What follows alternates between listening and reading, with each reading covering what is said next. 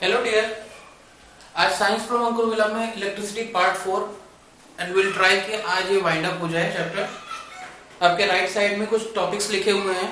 Number 1 रेओस्टेट, number 2 system resistors, जिसमें कि दो अरेंजमेंट्स होते हैं पैरेलल और सीरीज, उनके कुछ uses, heating effect of the resistor of the conductor, same is for the power. ठीक है, ये चारों टॉपिक्स आज हम लोग को कोशिश करके खत्म करने हैं। अगर सेशन बहुत ज्यादा हद से ज्यादा लंबा नहीं होता है तो इसको आज वाइंड अप करेंगे। Number one is your rheostat. कल का सेशन में ये टर्म आपके लिए मैंने बोला था और मैंने कहा था ये बाद में आएगा, तो आज रेओस्टेट, ऐसी राइट साइड में ये फिगर बनी हुई है। Rheostat is nothing but a variable resistor. अगर आपके लैब में रेजिस्टेंस बॉक्स होगा तो वहां पर आप देख सकते हो कि एक बॉक्स होता है somewhat like this। इस पे यहाँ पर रेजिस्टेंसेस लिखे होते हैं और जैसा कि मैंने आपको वो बताया था सर्किट में इस तरीके की लगी होती है, जिसको आप इंसर्ट करेंगे तो ये क्लोज हो जाएगा। तो वैसे ही यहाँ पर सब जगह की लगी होती है। इस केस में और इस केस में थोड़ा सा अंतर होता है। यहाँ पे इंसर्शन करने से सर्किट कंप्लीट होता है, जबकि यहाँ पर की सब में लगी हुई है इस पूरे रेजिस्टेंस बॉक्स में। और अगर यहाँ से ये वाली की को हम एक्सर्ट कर लेते हैं, बाहर निकाल लेते हैं, तो ये वाला जो रेजिस्टेंस है इस पॉइंट पर may be 2 Om, may be 3 ओम, कुछ भी हो सकता है, वो यहाँ से सर्किट में अप्लाई हो जाएगा। ठीक है, और जो सिंबल होता है वो इस तरीके से वेरिएबल है। ये लाइन बनी हुई है, ये क्रॉस कर सकते हैं, या यहाँ पे इसको उठा के कुछ इस तरीके से मूव करा सकते हैं। आपने अगर पुराना ग्रामोफोन कभी देखा हो या गूगल पे चेक करके देख सकते हैं, तो उसमें एक डिस्क होती है जो घूमती रहती है, ऐसी एक डिस्क होती है, और इस तरीके से एक पॉइंट होता है जो इसको टच करता है, जहां से म्यूजिक स्टार्ट होता है। बाकी ग्रामोफोन आप एक बार गूगल पे चेक कर सकते हैं, तो आपको ये पॉइंट समझ में आ जाएगा कि ये क्या चीज है।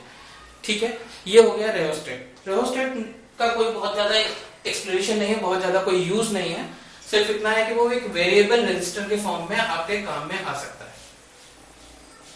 और आपने स्कूल के प्रैक्टिकल लैब में इसका रेओस्टेट का एक फिगर, ये ऑब्जेक्ट, ये चीज देख सकते हैं। ठीक है, सेकंड पॉइंट पे आते हैं। सेकंड पॉइंट है सिस्टम ऑफ रेजिस्टर्स। हमने अब तक जो भी सर्किट देखा है उसमें कुछ इस तरीके का सर्किट होता है, एक बल्ब लगा हुआ, एक की लगी हुई। ठीक है, यहाँ पे सिंगल रेजिस्टर, एक पर्टिकुलर रेजिस्टेंस लगा हुआ है, केवल एक ही। बट अब जब सिस्टम और रेजिस्टर्स की बात कर रहे हैं तो इसी तरीके का एक सर्किट और बनाते हैं, जिसमें कि रेजिस्टेंसेस के दो सिस्टम्स बन के आएंगे। नंबर 1 इज योर सीरीज, जिसमें कुछ इस तरीके से रेजिस्टेंसेस लगे होंगे, 1 2 3 एंड सो ऑन। इस पूरे सिस्टम को, जिसमें रेजिस्टेंस R1 है, R2 है, R3 है, इसको उठा के अगर हम इसमें रिप्लेस कर देते हैं, कहां पर, इस कैपिटल R वाले रेजिस्टेंस से, तो सिस्टम हमारा सीरीज का कुछ इस तरीके से दिखने लगेगा।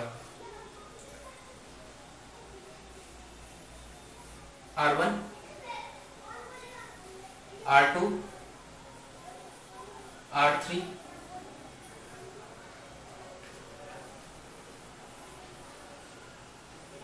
यहां पर की लगा दी, स्विच लगा दिया, कुछ भी। ठीक है, ये हमारा सर्किट हो गया सीरीज का, जिसमें कि एक यहां पर, दूसरा रेजिस्टेंस यहां पर, तीसरा रेजिस्टेंस यहां पर। And why it is in the series,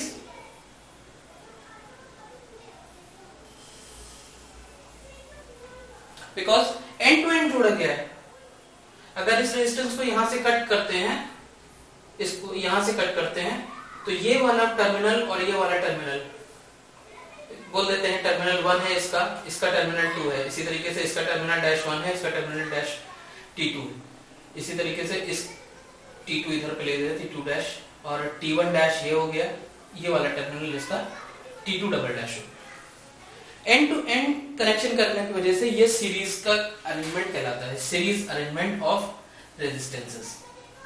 ठीक है, आगे जाके हम देखेंगे कि इसमें सीरीज रेजिस्टेंस में और यहाँ पर सिंगल रेजिस्टेंस में। जब सीरीज रेजिस्टेंस की बात होगी तो नंबर ऑफ रेजिस्टेंसेस होंगे। मे बी ये सर्किट और बड़ा हो सकता था, R1, R2, R3 से लेकर Rn तक, ये कहीं भी जा सकता है। ठीक है, अगर ये कहीं भी जा सकता है तो हमको इस पूरे सर्किट का एक इफेक्टिव रेजिस्टेंस तो चाहिए ही होगा फॉर यूजेज, अगर हमें इस सर्किट को कहीं यूज करना है तो भी, और अगर हमें अपने एग्जाम का कोई क्वेश्चन सॉल्व करना है तो भी, दोनों केसेस में। ठीक है, ये आपका एक अरेंजमेंट हो गया। अभी हम इसके बाद उसका इफेक्टिव रेजिस्टेंस निकालने का तरीका, फॉर्मूला डिराइव भी करेंगे और एग्जैक्ट फॉर्मूला भी जानेंगे। And it depends on you कि आप उसको याद करते हैं या उसको निकालने का तरीका समझते हैं और उसके बाद उसको कहीं पर भी अप्लाई कर सकते हैं। ठीक है, सेकेंड अरेंजमेंट है हमारा पैरेलल अरेंजमेंट।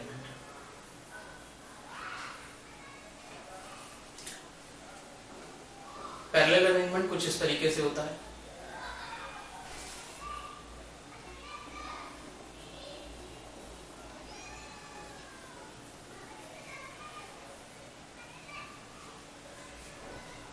जहां पे सारे के सारे, अगर जैसे हम बात करें R1, R2, R3 and so on, तो यहां पर इनके टर्मिनल्स और इनके टर्मिनल्स आपस में टाई अप है, आपस में कनेक्टेड है। This is called parallel arrangement.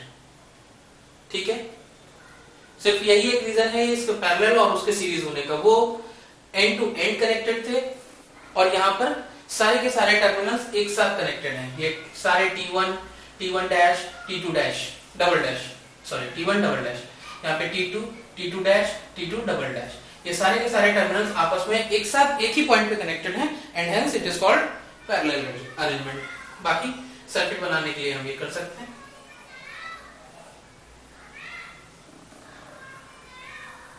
ठीक है, हो गया सेम सर्किट। तो यहां पर इसकी इफेक्टिव रेजिस्टेंस, इसका भी कुछ ना कुछ होगा और सीरीज का भी कुछ ना कुछ इफेक्टिव रेजिस्टेंस होगा। ठीक है, तो जब सामने ये बना हुआ है तो सबसे पहले इसी को निकाल लेते हैं। यहाँ पे बैटरी EMF E, बैटरी को हम लोग E से डिनोट करते हैं। सर्किट क्लोज्ड है, एक कंडीशन में है, क्लोज कंडीशन में है, की है।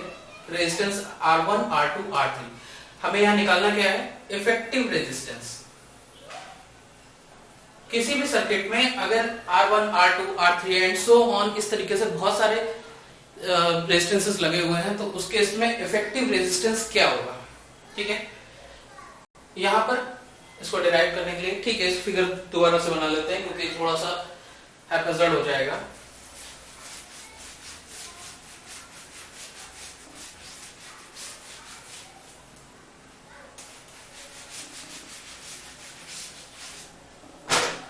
ठीक है, अरेंजमेंट सेम रहेगा,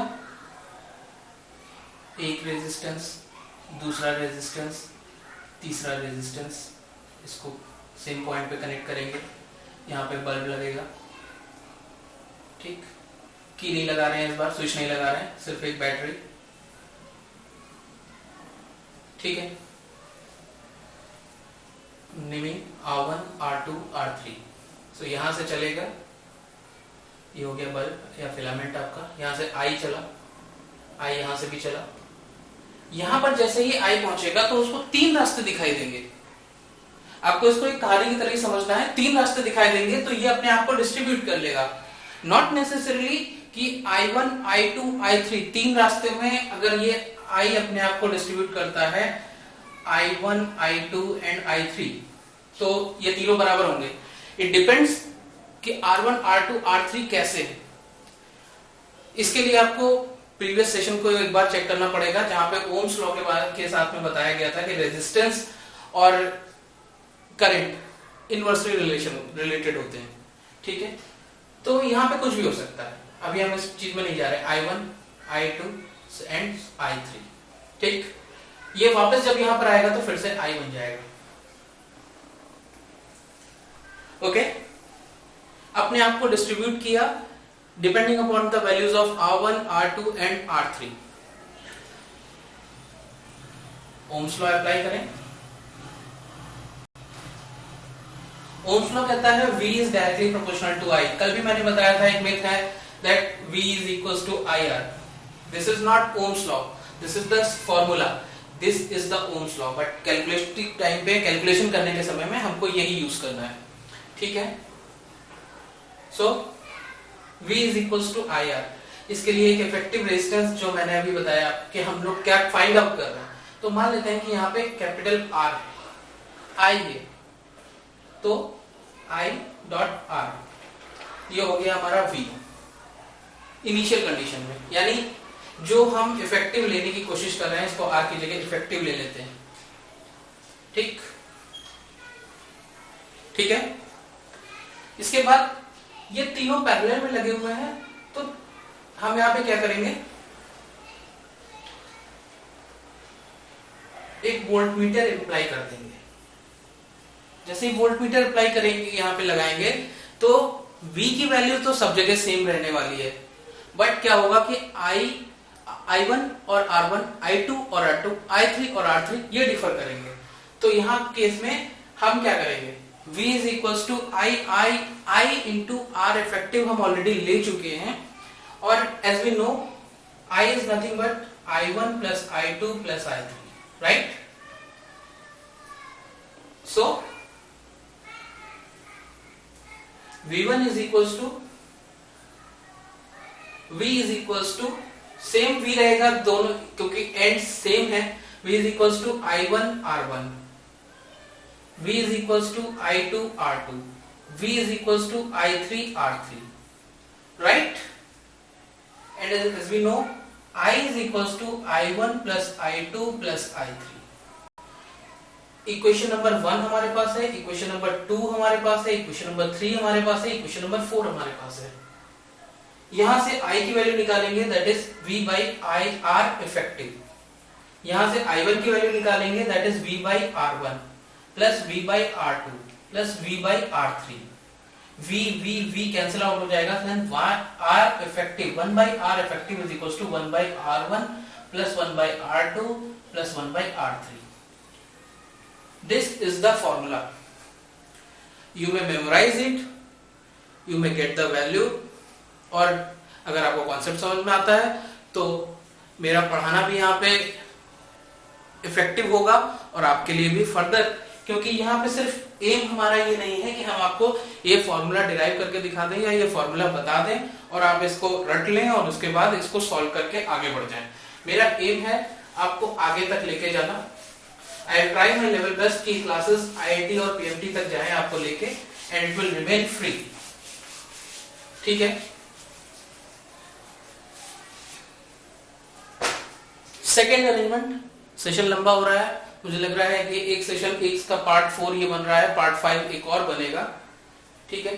थर्ड सेकेंड एलिमेंट जो हमारे हिसाब से अभी हमने नंबरिंग के अकॉर्डिंग सीरीज लिया था, पैरेलल लिया था, पैरेलल हो चुका है क्योंकि सर्किट वहां बना हुआ था। So next series arrangement. Series में क्या होगा,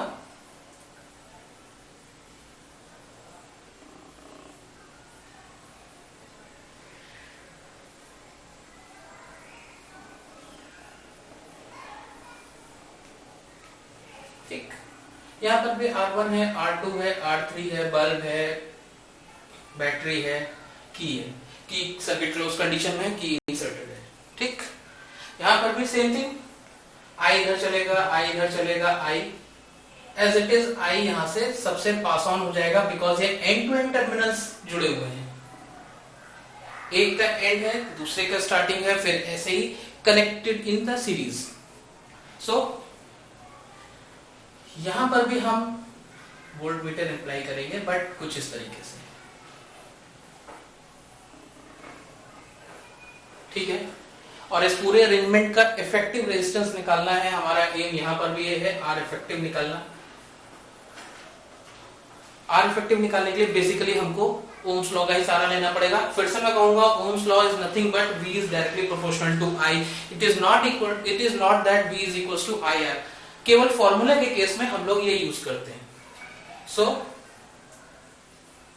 V is equals to I dot R effective, right. And in this case V is equals to V1 plus V2 plus V3, that is I R1, I R2, I R3 and here it is I R effective. So I gets cancelled out and it is R effective is equals to R1 plus R2 plus R3.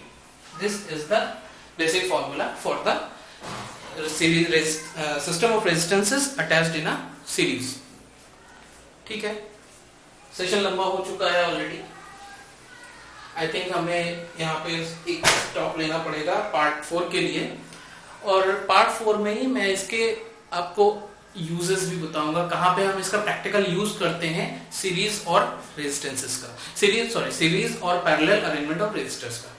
ठीक है, comment में जरूर बताएं, और अगर कोई numerical solve करना है या किसी न्यूमेरिकल में प्रॉब्लम आ रही है तो वो भी आप कमेंट में मुझसे पूछ सकते हैं.